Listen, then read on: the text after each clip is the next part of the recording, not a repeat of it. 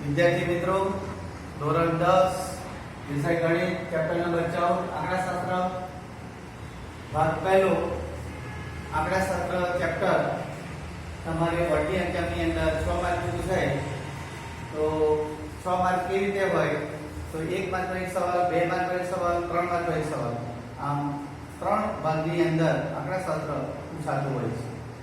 એટલે અહીંયા તમારે આંકડાશાસ્ત્રની સમજ તમે 9મા ધોરણની અંદર કેળવેલી છે. 9મા ધોરણમાં પણ એક ચેપ્ટર હતું તો એની અંદર આપણે માહિતીનું અવર્ગીકૃત તેમજ વર્ગીકૃતનું વર્ગીકરણ કરવાનો આપણે અભ્યાસ કર્યો હતો. ઉપરાંત માહિતીની વિવિધ સચિત્ર આલેખો આપણે ભણેલા છીએ. આલેખોની અંદર આપણે જોઈએ તો સ્તંભાલેખ, આવૃત્તિ, સ્તંભાલેખ, લંબાલેખ એ પ્રકારના આલેખ, આવૃત્તિ બહુકોણ, આમ 3 પ્રકારના આલેખ આપણે જોયા હતા. સ્તંભાલેખ, લંબાલેખ અને આવૃત્તિ બહુકોણ. તો એ 3 આલેખ માટે આપણે અભ્યાસ કરી ચૂક્યા છીએ અને આવૃત્તિનો બહુકોણનો ચિત્રાત્મક રજૂઆત પણ આપણે શીખી ગયેલા છીએ. વાસ્તવમાં આપણે અવર્ગીકૃત માહિતીના સંખ્યાત્મક પ્રતિનિધિ સ્વરૂપે અવર્ગીકૃત માહિતી અને વર્ગીકૃત માહિતી, અહીંયા અવર્ગીકૃત માહિતી કોને કહેવાય અને વર્ગીકૃત માહિતી કોને કહેવાય, આ આપણે ધોરણ 9 ની અંદર શીખી ગયેલા છીએ. છતાં પણ આપણે જરા રિપીટ કરી લઈએ તો અવર્ગીકૃત માહિતી પ્રયોગમાંથી સીધા અવલોકનો લીધેલા હોય એને આપણે અવર્ગીકૃત માહિતી કહીશું. વર્ગીકરણ કર્યા વગરના પ્રયોગમાંથી સીધા અવલોકનો લીધેલા હોય તેવા, દાખલા તરીકે પરીક્ષાની અંદર વિદ્યાર્થીઓના માર્ક, રોલ નંબર 1 માર્ક લખેલા હોય, રોલ નંબર 2 માર્ક લખેલા હોય, એની એક આખી શીટ તૈયાર કરી હોય તો એ અવર્ગીકૃત માહિતી છે. અને વર્ગીકૃત માહિતી અને એના ઉપરથી વર્ગીકરણ કરવામાં આવે તો કે 0 થી 10 માર્ક લાવવાવાળા કેટલા વિદ્યાર્થી, 10 થી 20 માર્ક લાવવાવાળા કેટલા વિદ્યાર્થી, 20 થી 30 માર્ક લાવવાવાળા કેટલા વિદ્યાર્થી, એ પ્રકારનું વર્ગીકરણ કર્યું હોય તો એને વર્ગીકૃત માહિતી કહેવામાં આવે છે. એટલે પ્રયોગમાંથી ડાયરેક્ટ સીધી લીધેલી માહિતીને આપણે અવર્ગીકૃત માહિતી કહીશું અને જરૂરિયાત પ્રમાણે વર્ગ કરીને જે માહિતી તૈયાર કરવામાં આવી હોય તેને આપણે વર્ગીકૃત માહિતી તરીકે ઓળખીશું. એટલે એના વિશેની માહિતી આપણે જોઈ ગયા છીએ અને અવર્ગીકૃત માહિતીની સંખ્યાત્મક પ્રતિનિધિ સ્વરૂપે 3 પ્રકારના માપો આપણે જોયેલા કે આ પ્રતિનિધિ છે, મધ્યક, મધ્યસ્થ અને બહુલક એ માહિતીનું પ્રતિનિધિત્વ કરે છે. તો મધ્યકને આપણે મીન, મધ્યસ્થને આપણે મીડિયન અને બહુલકને આપણે મોડ તરીકે ઓળખીએ છીએ. એટલે મીન, મીડિયન અને મોડ એ આંકડાશાસ્ત્રનો પાયો છે. આ 3 વસ્તુ આંકડાશાસ્ત્રની અંદર ખાસ અગત્યનું આવે છે. તો આપણે ધોરણ 9 ની અંદર અવર્ગીકૃત માહિતી માટેના મધ્યક, મધ્યસ્થ અને બહુલકના એક્ઝામ્પલ પણ ગણેલા, આલેખ પણ દોરેલા હતા.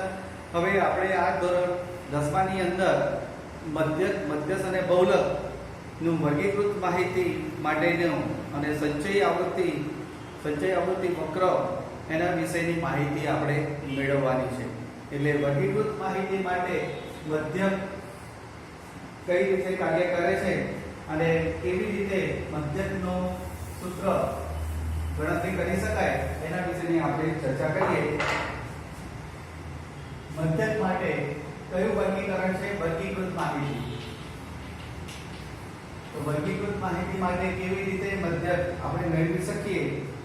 તો માહિતીના બધા જ અવલોકનોના સરવાળા ને અવલોકનોની કુલ સંખ્યા વડે ભાગવામાં આવે અને જે કિંમત મળે તે માહિતીનો મધ્યક અથવા તો એને સરેરાશ કહેવામાં આવે છે. મધ્યકો અથવા તો બીજું નામ છે સરેરાશ. સરેરાશ તરીકે ઓળખાય છે. અવર્ગીકૃત માહિતી માટે અવર્ગીકૃત માહિતી હોય તો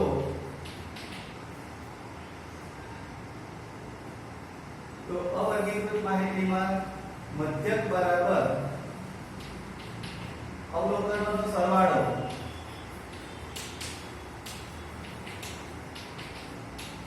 અવલોકનોની કુલ સંખ્યા, અવલોકનોનો સરવાળો છેદમાં અવલોકનોની કુલ સંખ્યા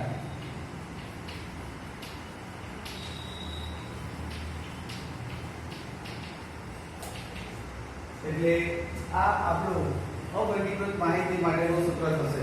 એને આપણે સંકેતમાં જો દર્શાવવું હોય તો મધ્યકને આપણે x બાર તરીકે ઓળખીએ છીએ. x બાર બાર એટલે માથા પર આડી લીટી, એને બાર તરીકે ઓળખીએ છીએ. બાર એટલે 1 2 નહીં પણ x બાર. તો અવલોકનોનો સરવાળા માટે સિગ્મા શબ્દનો ઉલ્લેખ થયેલો છે. સિગ્મા ગ્રીક મૂળાક્ષર છે. સિગ્મા xi એટલે અવલોકનો છેદમાં કુલ અવલોકનો તો સિગ્મા fi એટલે સિગ્મા xi અને છેદમાં સિગ્મા fi અથવા અવલોકનોને કુલ અવલોકનોની સંખ્યાને n તરીકે ઓળખવામાં આવે તો n તરીકે પણ લઈ શકાય. તો x બાર બરાબર સિગ્મા xi છેદમાં n આ અવર્ગીકૃત માહિતી માટેનું સૂત્ર તૈયાર થયું એમ કહી શકાય. હવે જો માહિતીના ચલની કિંમતોની અંદર જે સૂત્ર લઈએ કે વર્ગીકૃત માહિતી માટેની આપણે વાત કરીએ, વર્ગીકૃત માહિતી આપણે લઈએ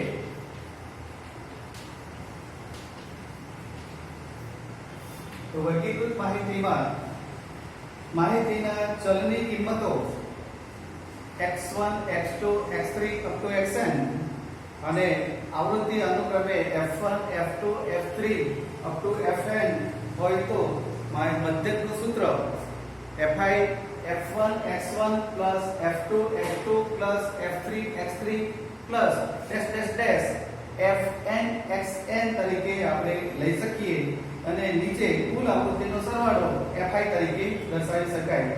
તો માહિતીના ચલની કિંમત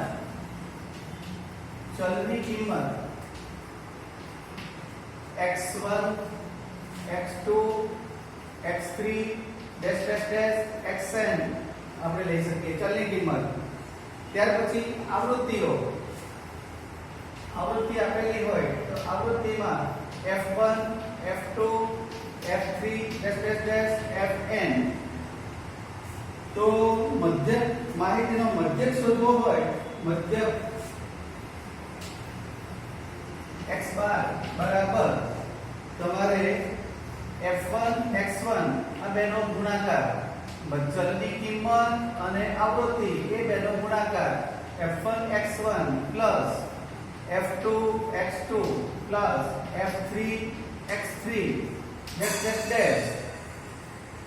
fn xn છેદમાં f1 plus f2 plus f3 fn આ રીતે આપણે લઈ શકીએ. તો આને જો વધુ સંકેતમાં જો લખવું હોય તો મધ્યક x બાર બરાબર અવલોકનોનો સરવાળો છે. અવલોકનોનો સરવાળો અને ચલની મધ્યક કિંમત એટલે સિગ્મા સરવાળા માટેનો સંકેત છે સિગ્મા fi xi છેદમાં અવલોકનોની કુલ સંખ્યા તો સિગ્મા fi. તો આ સૂત્ર દ્વારા વર્ગીકૃત માહિતીમાં ચલની કિંમત અને આવૃત્તિ આપેલી હોય તો આપણે આ રીતે એને શોધી શકીએ. એટલે વર્ગીકૃત માહિતી માટે આ રીતે સૂત્ર મેળવી શકાય. એટલે અવર્ગીકૃત માહિતી માટેનું સાદું સૂત્ર સિગ્મા xi છેદમાં n. અહીંયા ચલની આવૃત્તિ, ચલની કિંમત અને આવૃત્તિ આપેલી હોય તો સિગ્મા fi xi છેદમાં fi. આ દરેક સૂત્ર પર આધારિત આપણે એક એક્ઝામ્પલ જોવાના છે. એ પછી આવશે. એ પહેલા અત્યારે કયા સૂત્રો છે એ આપણે જરા જોઈ લઈએ, ત્યાર પછી આગળ આપણે વાત કરીશું. હવે આગળ આવશે વર્ગીકૃત માહિતી માટે તો મધ્યક. વર્ગીકૃત માહિતી માટેનો મધ્યક વર્ગીકૃત માહિતી માટે નો મધ્યક. તો એ કેવી રીતે શોધી શકાય, એના માટેનું સૂત્ર કયું છે એ બરાબર ધ્યાનમાં લેજો.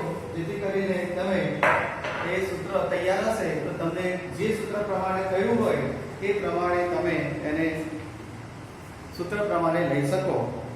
તો વર્ગીકૃત માહિતીમાં માહિતીના વર્ગોને વહેંચવામાં આવેલા હોય છે અને દરેક વર્ગને અનુરૂપ આવૃત્તિ આપેલી હોય છે.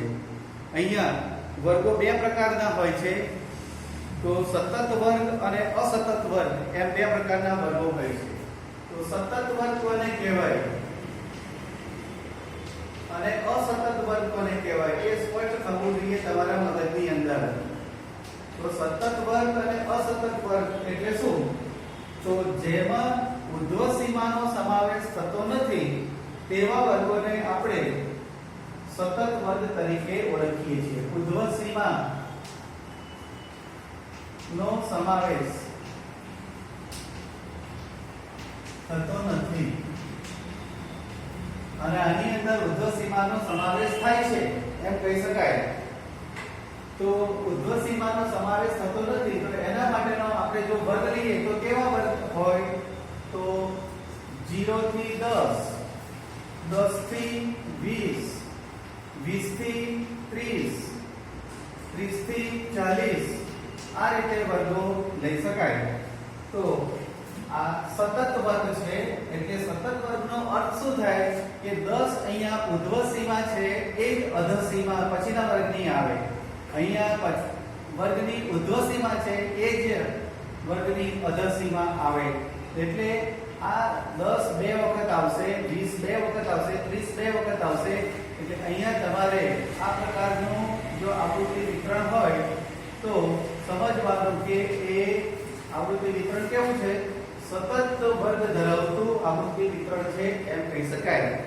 અને અસતત વર્ગો જે વર્ગમાં ઉર્ધ્વ સીમાનો સમાવેશ થાય, વર્ગમાં ઉર્ધ્વ સીમા નો સમાવેશ થતો હોય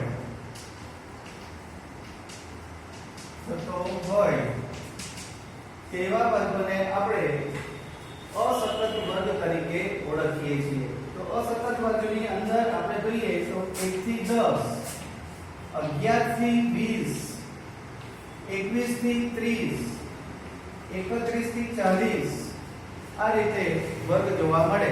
તો અહીંયા તમે સતત અને અસતતમાં શું ભેદ છે એ યાદ રાખો કે 0 થી 10, 10 ફરીથી પાછા અહીંયા રિપીટ થયા, 20 આયા, 20 થી ફરીથી પાછા 20 રિપીટ થયા, 30 ફરી પાછા રિપીટ થયા. જ્યારે અહીંયા એવું કોઈ સંખ્યા રિપીટ થતી નથી. 1 થી 10, 10 પછી કોણ આવે તો 11, 20 પછી કોણ આવે તો કે 21, 30 પછી કોણ આવે તો કે 31. એટલે અહીંયા આપણે જે વ્યવસ્થા જે ગોઠવેલી છે બેઠક વ્યવસ્થા પરીક્ષાની અંદર જ્યારે બેઠક વ્યવસ્થા ગોઠવાય તો પરીક્ષાની અંદર બેઠક વ્યવસ્થા અસતત વર્ગ પ્રમાણે ગોઠવવી પડે. જો સતત પ્રમાણે ગોઠવીએ તો 10 નંબરનો વિદ્યાર્થી પહેલા નંબરના બ્લોકમાં બેસશે કે બીજા નંબરના બ્લોકમાં બેસશે એ અને કન્ફ્યુઝન ઊભું થાય અને સાચી ગણતરી કરી શકાય નહીં. જ્યારે અસતત વર્ગની અંદર 1 નંબરથી 10 નંબરના વિદ્યાર્થી બ્લોક નંબર 1 માં બેસશે, 11 નંબરથી 20 નંબર બીજા બ્લોકમાં બેસે, એવી રીતે જો બેઠક વ્યવસ્થા ગોઠવેલી હોય તો એ અસતત વર્ગ પ્રમાણે ગોઠવેલી છે એમ કહી શકાય.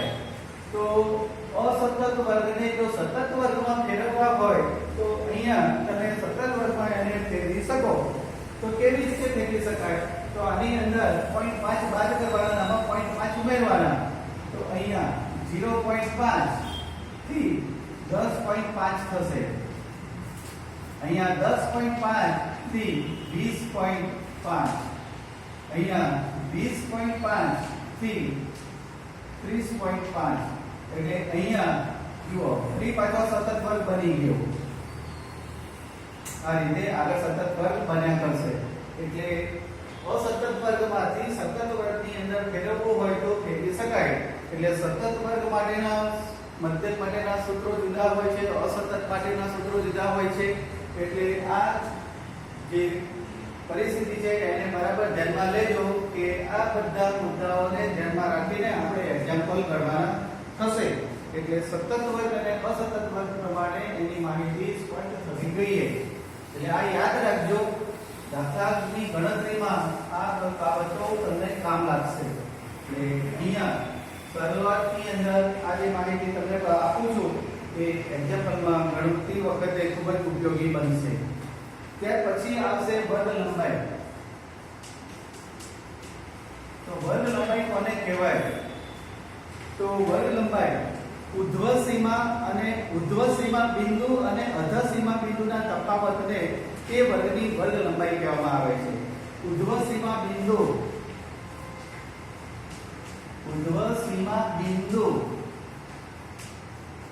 અને અધઃ સીમા બિંદુ ના તફાવતને વર્ગ લંબાઈ તરીકે ઓળખાય છે. હવે આપણે ઉદાહરણને જોઈએ કે ખ્યાલ આવશે કે એક વર્ગ છે 0 થી 10, ત્યાર પછી અહીંયા 10 થી 20, 20 થી 30, આ રીતે આપણી પાસે વર્ગ છે. તો અને વર્ગ લંબાઈ કેટલી થાય? તો ઉધ્વ સીમા બિંદુ એટલે આ ઉધ્વ સીમા બિંદુ કહેવાશે, આ અધઃ સીમા બિંદુ કહેવાશે. આ પહેલા વર્ગ માટે. આ બીજા વર્ગ માટે ઉધ્વ સીમા બિંદુ 20 કહેવાશે અને અધઃ સીમા બિંદુ 10 કહેવાશે. એટલે ઉધ્વ સીમા બિંદુ એટલે ઉપરનું બિંદુ, મોટું બિંદુ, અને અધઃ સીમા બિંદુ એટલે નીચેનું બિંદુ, નાનું બિંદુ. એટલે વર્ગની શરૂઆતમાં જે પહેલું બિંદુ આપેલું હોય એ અધઃ સીમા બિંદુ કહેવાશે અને વર્ગનું છેલ્લું જે બિંદુ હોય એને ઉધ્વ સીમા તરીકે ઓળખાય છે. અધઃ સીમા અને ઉધ્વ સીમા, અહીંયા ઉધ્વ સીમા અને અધઃ સીમા બિંદુ, તો એના વિશે તમે 9મા ધોરણમાં શીખી ગયેલા છો કે સીમા બિંદુ કેવી રીતે મેળવાય. તો કે આપેલા વર્ગની ઉધ્વ સીમા અને પછીના વર્ગની અધઃ સીમાના સરવાળાને 2 વડે ભાગવામાં આવે તો તેને આપણે ઉધ્વ સીમા બિંદુ તરીકે ઓળખીએ છીએ. તો અહીંયા વર્ગ સીમા બિંદુની આપણે વાત કરીએ. વર્ગ સીમા બિંદુ, તો વર્ગ સીમા બિંદુની અંદર 0.5 થી 10.5, 10.5 થી 20.5, 20.5 થી 30.5. હવે આ વર્ગની આપણે વર્ગ લંબાઈ જો શોધવી હોય તો ઉધ્વ સીમા બિંદુ અને અધઃ સીમા બિંદુના તફાવતને વર્ગ લંબાઈ કહેવામાં આવે છે. એટલે વર્ગ લંબાઈ બરાબર ઉધ્વ સીમા બિંદુ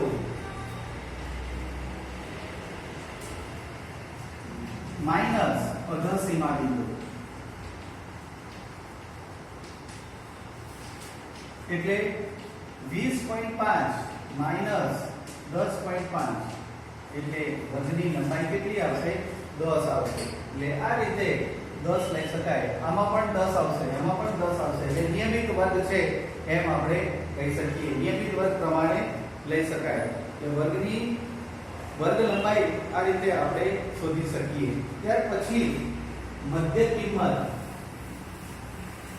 મધ્ય કિંમત કોને કહેવાય?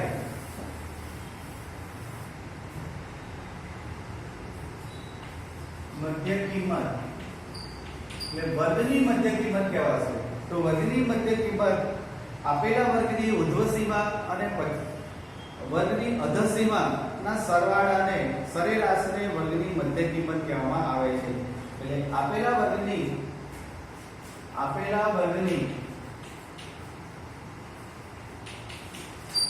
ઉધ્વ સીમા